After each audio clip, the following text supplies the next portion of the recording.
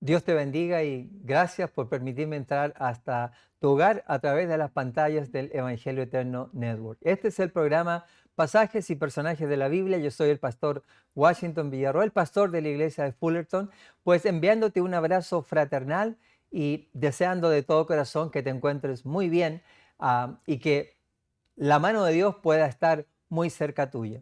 Vamos a ir a nuestro tema de hoy que lleva por título Noé y Cam. Todos conocemos quién era Noé. Noé, ¿cierto? Fue aquel que, pues, junto con su familia sobrevivió el diluvio universal. Y cuando, después que el barco que él construyó encontró un lugar donde descansar, volvió a reconstruir su vida. Y un día se estaba haciendo algo que no debió haber hecho nunca y se produjo una situación que vamos a estudiar hoy día con su hijo Cam.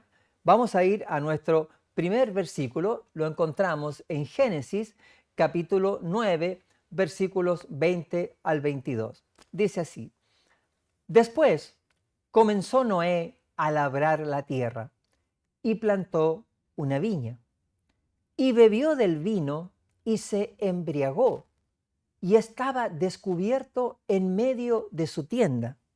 Y Cam, padre de Canaán, vio la desnudez de su padre y lo dijo a sus dos hermanos que estaban afuera. Vamos a comentar primeros tres versículos.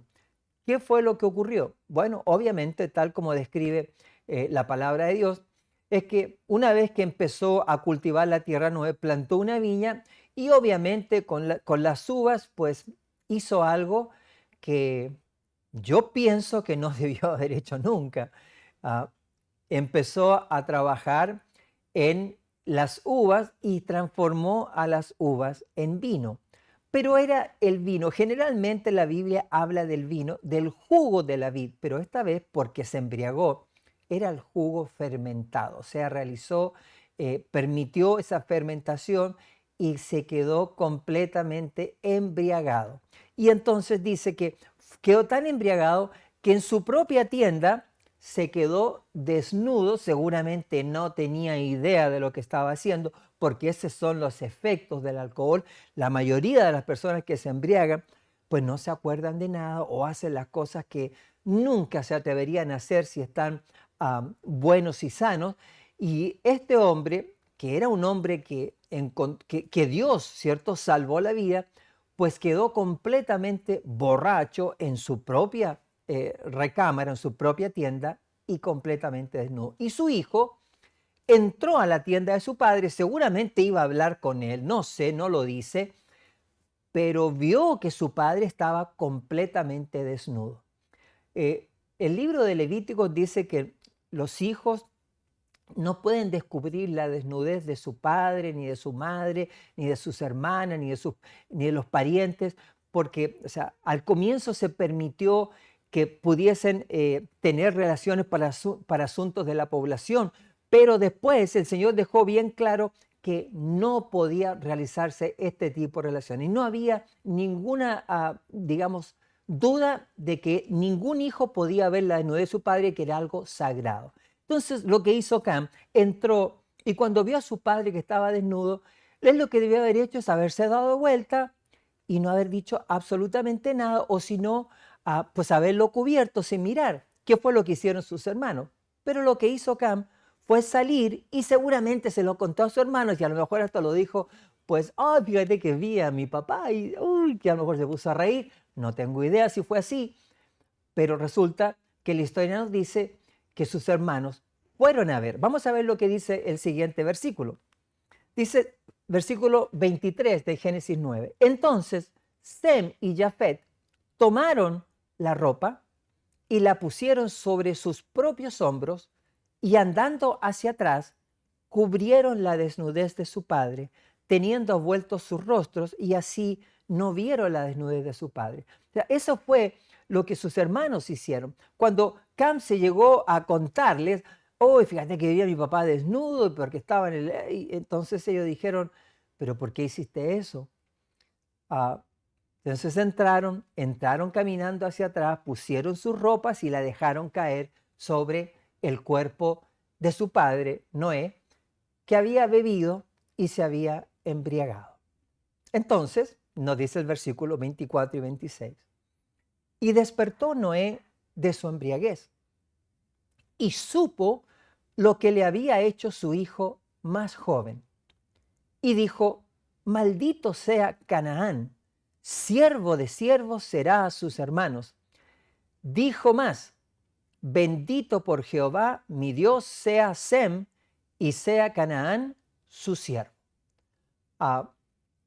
Todos nosotros entendemos que la consecuencia de lo que pasó, principalmente, ¿quién la originó? ¿Quién fue el que originó todo esto? O sea, cayó sobre Cam la ira de su padre por haber hecho lo que hizo. ¿Qué debió haber hecho Cam? Sabiendo que él no podía ver la desnudez de su padre. Le pregunto, si él se hubiera quedado callado, ¿hubiera pasado algo? No.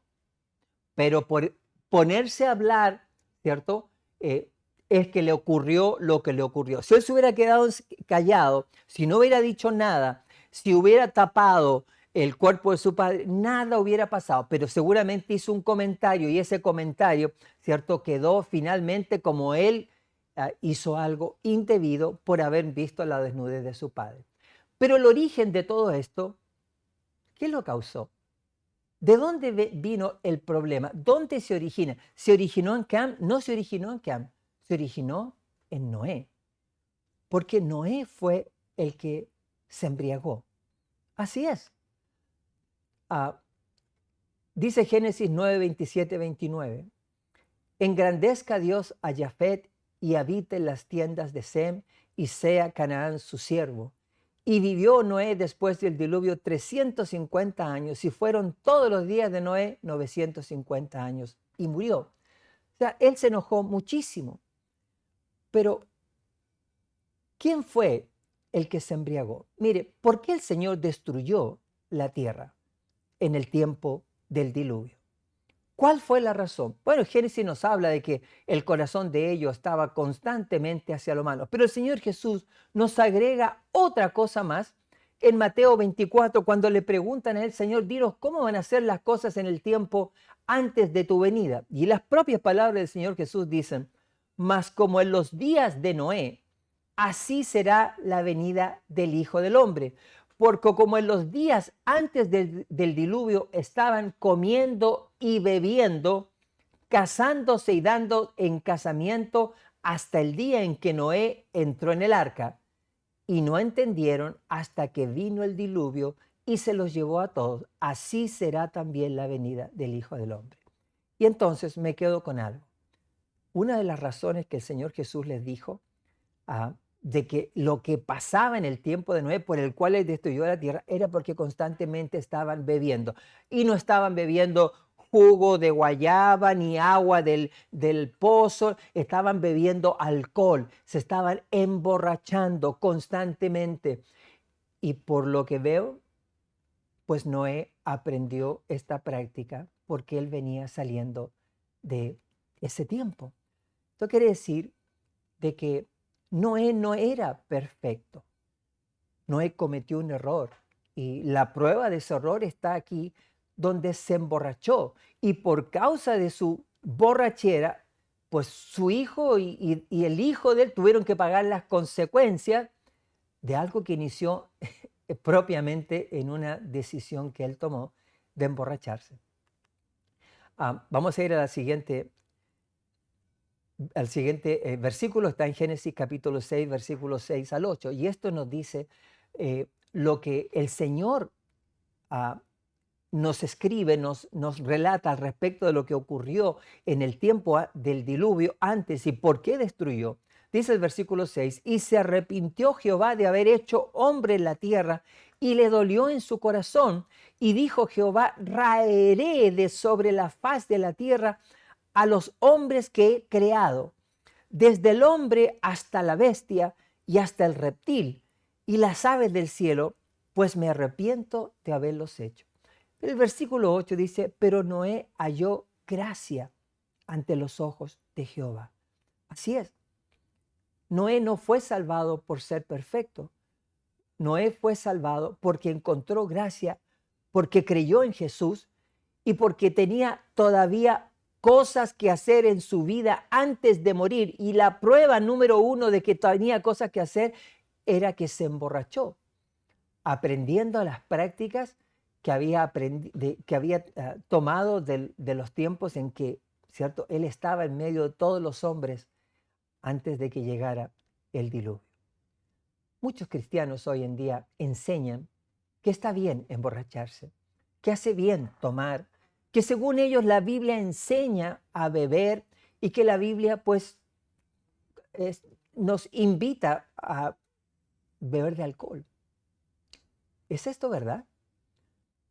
Proverbios capítulo 23, versículo 30 al 32 nos dice lo siguiente: para los que se detienen mucho en el vino, para los que van buscando la mistura, no mires al vino cuando rojea, cuando resplandece su color en la copa, se entra suavemente, mas al fin, como serpiente morderá y como áspid dará dolor.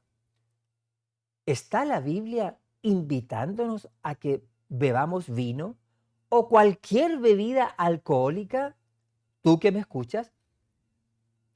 Por supuesto que no. La Biblia nos dice claramente que si tú y yo ingerimos vino, nos estamos metiendo en un terreno muy, pero muy delicado. Y va a tener consecuencias como le tuvo la consecuencia con el hijo de Noé por causa de su mala decisión. Porque así fue. Si él no se hubiera emborrachado, él cuando entrara al cuarto, cuando su hijo entró al cuarto, nunca lo hubiera visto desnudo. Y no hubiera pasado lo que pasó. Todo comenzó con una mala decisión de Noé. Nuestras malas decisiones siempre afectan a los demás. No crean que solamente a mí, afectan a los que están a nuestro alrededor. Y el consumo de alcohol es una de las peores decisiones que tú y yo podemos tener o podemos hacer. Hay muchos hoy, aún dentro del pueblo de Dios, que tristemente están ingiriendo alcohol. Hay muchos que están luchando incluso con el flagelo del alcohol. Beben, se emborrachan y por supuesto quedan estancados en una vida que no crece, que no da frutos, porque eso es lo que el pecado y el alcohol hace precisamente en la mente del ser humano. Vamos a ir a otra cita, Efesios capítulo 5, versículos 17 al 19.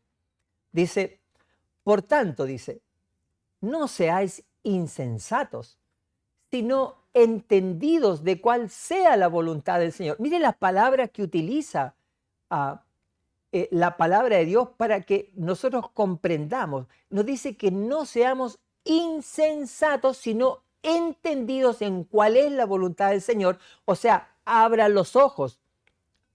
No le hagan caso a todo el que hable y el que diga: no hay ningún problema en beber. Dice: no os embriaguéis con vino, con lo cual hay disolución. Antes bien, les dice, sed llenos del Espíritu. ¿Usted piensa que Noé estaba lleno del Espíritu mientras se encontraba tirado en su tienda completamente borracho? Por supuesto que no. Dice, hablando, versículo 19, hablando entre vosotros con salmos, con himnos y cánticos espirituales, cantando y alabando al Señor en vuestros corazones.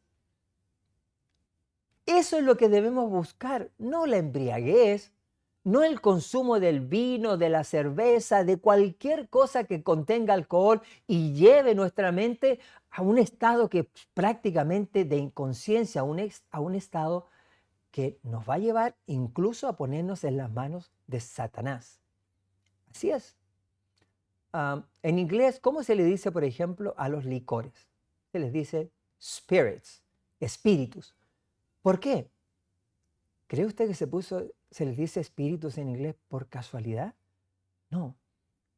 Cuando tú y yo estamos borrachos, un espíritu satánico es el que maneja nuestra mente. Por eso que bajo los efectos del alcohol se han cometido los crímenes más horrendos que pisa la tierra. Te pregunto, ¿crees tú que un cristiano puede estar ingiriendo alcohol sabiendo el peligro al cual se enfrenta? Yo lo dudo mucho, menos después de ver los versículos que acabamos de compartir con usted. Mire lo que dice la pluma inspirada en el libro La Temperancia, capítulo 1. Dice así: la relación del crimen con la intemperancia es bien comprendida por los hombres que tienen que tratar con aquellos que traspasan las leyes del país. Según las palabras de un juez de Filadelfia, podemos achacar 4 de cada 5 crímenes que se cometen a la influencia del licor. No hay un caso de 20 cuando la vida de un hombre está en juego ante un tribunal en el cual la bebida no sea la causa directa o indirecta del asesinato. ¿Escucharon bien? El licor y la sangre, o sea, el derramamiento de sangre, van tomados de la mano. Te pregunto, ¿será que un cristiano puede estar ingiriendo licor sabiendo que aún las estadísticas delatan que el consumo de los licores lo único que producen es que nuestra mente se abra al pecado, a la transgresión, al asesinato, al crimen y a cometer las cosas más perversas que pueden entrar en el corazón humano? Por eso les digo a todos aquellos que son cristianos y que están luchando contra este efecto, contra el alcohol, deben luchar con más vehemencia, deben orar más, pero deben abandonarlo también. Porque mientras permanezcan en ese estado, el Señor no podrá realizar todas las cosas que Él quiere hacer con cada uno de nosotros. La sierva del Señor nos continúa diciendo en el libro de la Temperancia, capítulo 1, cuando se complace el apetito por la bebida embriagante, el hombre lleva voluntariamente a sus labios el trago que hunde a aquel que fue hecho a la imagen de Dios a un nivel inferior al de la bestia. ¡Wow! Esta es una tremenda cita. Para ti que me escuchas, si tú tienes un problema con el alcohol, si tú estás luchando, escucha que cuando tú llevas ese vaso a la boca, voluntariamente estás escogiendo, porque nadie te obliga, nadie, seguimos siendo libres de escoger si vamos a beber. Dice, voluntariamente escogemos y ponemos en nuestros labios el trago que nos hunde a una imagen tan baja que aún nos parecemos una bestia, un animal sin sentidos. Y usted y yo hemos visto, hemos leído lo que pasa en el interior de una familia, por ejemplo, cuando los padres o uno de los dos tienen problemas de alcoholismo. Todo lo que ocurre cuando un joven es cierto, tomado por este flagelo, cómo se manejan, cómo se destruyen, cómo queda por abajo el trabajo, pierden el trabajo, pierden el negocio, pierden los estudios, pierden sus carreras, pierden absolutamente todo por causa del trago. Pero así todo, hay pastores que están diciendo que no tienen nada de malo en echarse, ¿cierto?, un vaso de alcohol. ¿Qué es más importante? ¿Lo que diga un hombre o lo que dice la palabra de Dios? La sierva del Señor nos dice, la razón cuando bebemos queda paralizada. El intelecto es obnubilado, o sea, se nubla. No tenemos claridad. Las pasiones animales son excitadas. Por eso que muchas violaciones que ejecutan el hombre a una mujer indefensa tiene que ver también con el consumo y exceso de alcohol e incluso otras drogas. Dice, y entonces se producen crímenes del carácter más degradante. Sí, usted que me está viendo en esta hora, a lo mejor usted está pasando en su casa, a lo mejor alguien en su familia tiene el problema del alcoholismo. Esto es algo inventado por Satanás. Y lo triste de todo esto es que bebidas alcohólicas se expenden en todas partes. O sea, todo el lado está lleno de alcohol. Donde usted vaya, los supermercados, las tiendas, las botillerías, hermano, lo que más hay es alcohol. Hay a la vista de todo. Compre nomás. La única cosa que usted es mostrarme que usted tiene arriba de 21 años, le vendemos alcohol. No nos importa si usted destruye su vida con el alcohol. Lo importante es que nosotros ganamos dinero. Eso es lo que nos están diciendo. Hay muchas estadísticas, queridos amigos, que nos muestran que el alcohol es tremendo, tremendo, tremendo de malo. Mire esta estadística del alcohol, dice así, aproximadamente en Estados Unidos, dice 140.157, o sea, casi 141.000 americanos mueren al año por efectos directos del alcohol, como promedio. Imagínense la cantidad de personas que solamente mueren. Dice 10% de los americanos, o sea, de cada 10, uno, sobre la edad de 12 años, tienen actualmente algún problema de desorden alcohólico. O sea, ingieren alcohol y no lo pueden controlar. Un 60%, o sea, después más de la mitad de los americanos aumentaron el consumo de alcohol durante los encierros del COVID-19. Qué interesante. Mucha gente se convirtió en alcohólica. Mucha gente después del COVID, por el encierro, por la falta del contacto, pues terminó en depresión y a la depresión lo llevó a convertirse en alcohólicos porque el alcohol enajena la mente según ellos, pero no saben lo que están haciendo. Te pregunto, ¿vale la pena entregar todo lo que tienes en tu mente que es preciado para Dios al consumo de una bebida que te hace perder la razón, te hace perder el control, te rebaja, te pone en tal estado de cosas que te conviertes en un títere a lo mejor de Satanás? Por eso es que los peores crímenes se han cometido, se cometen y se seguirán cometiendo bajo los efectos del alcohol y de muchas otras cosas que son estupefacientes, aunque también se le considera el alcohol por los propios médicos como una droga. ¿Crees tú que debiésemos nosotros, como padres, enseñarle a nuestros hijos a que tomen alcohol? Sí, yo sé que dentro de las tradiciones, no, hijo, hágase hombre, tómese un vaso de vino, tómese un vaso de cerveza. Y son los propios padres los que le meten a los hijos. Pero después cuando los hijos se convierten en borrachos perdidos, ¿y cómo los sacas de eso? ¿Valió la pena por la tradición de que mi papá y mi abuelito me hizo lo mismo a mí? Cuando sabemos que Dios nos está diciendo que no debemos practicar esta clase de cosas. Mira lo que dice esta otra cita.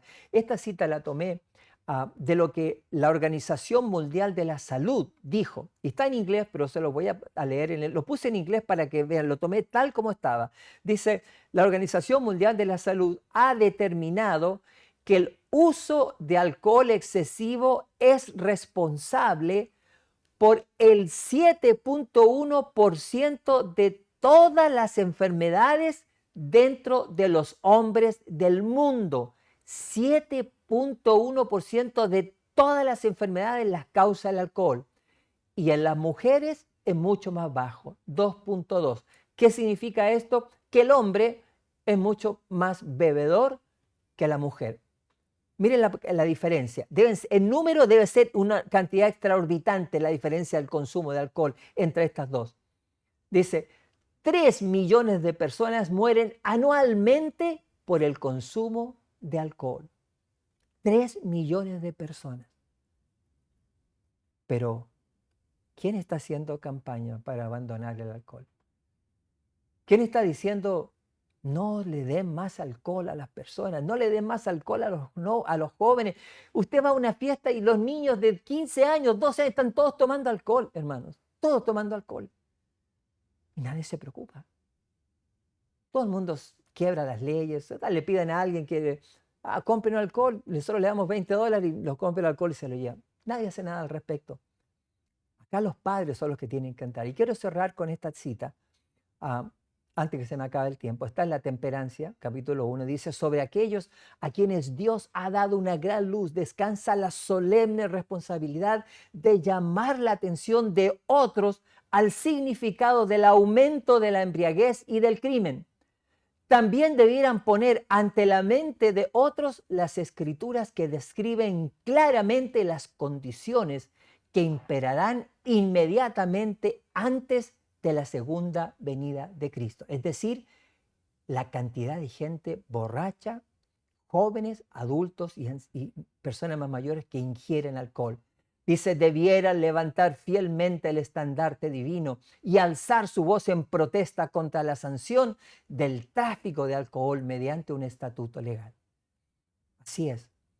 No hay nada que podamos hacer legalmente. Yo no hay nada que pueda hacer legalmente. Yo no soy diputado, no soy senador, soy solamente un ministro de Dios que lo único que hago es enseñar lo que Dios me dice, que el consumo de alcohol destruye tu mente, destruye tus neuronas, destruye tu capacidad, destruye tu felicidad, destruye tu familia, destruye todo lo que eres, pero sobre todo destruye tu relación con Dios. No dejes que el alcohol te destruya. No dejes que el Señor se convierta en tu mejor amigo y Él te puede librar de este flagelo. Que Dios te ilumine y te ayude si es que estás pasando por este problema. Hasta siempre.